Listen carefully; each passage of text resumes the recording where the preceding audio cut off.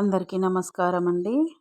నాగదేవతకు ప్రసాదం ఎలా చేయాలో తెలుసుకుందాం. ఈజీ పద్ధతిలో చూపించబోతున్నా అండి. 1 కప్పు బియ్యపిండి తీసుకున్నా అండి. మిల్లులో గ్రైండ్ చేసిన పౌడర్ అండి ఇది. 1.5 కప్పు బియ్యపిండి తీసుకున్నాను. 3/4 కప్పు బెల్లం పౌడర్ తీసుకున్నా అండి. ఇది బాగా మిక్స్ చేసుకోవాలి. బెల్లము బియ్యపిండి అంతా కలిసేటట్టు కలుపుకోవాలండి. చేత్తో కలుపుకోవాలి.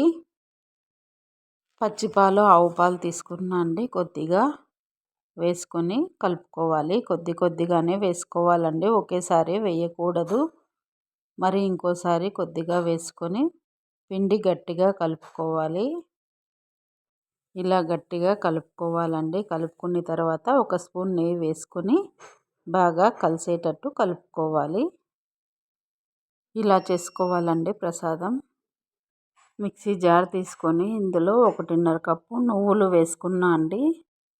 నువ్వులు ఒకసారి గ్రైండ్ చేసుకోవాలండి. గ్రైండ్ చేసుకున్న తర్వాత 1 కప్పు బెల్లం పౌడరు వేసుకొని తర్వాత గ్రైండ్ చేసుకోవాలి. బెల్లం వేసుకున్న తర్వాత మెత్తగా గ్రైండ్ చేసుకోవాలండి. గ్రైండ్ చేసుకొని ఒక గిన్నెలోకి తీసుకోవాలి. అంతా కలిసేటట్టు చేత్తో కలుపుకోవాలండి. కలుపుకున్న తర్వాత 1 స్పూన్ నెయ్యి వేసుకోవాలండి. నెయ్యి వేసుకొని పిండి ఒక ముద్దలాగా చేసుకోవాలండి.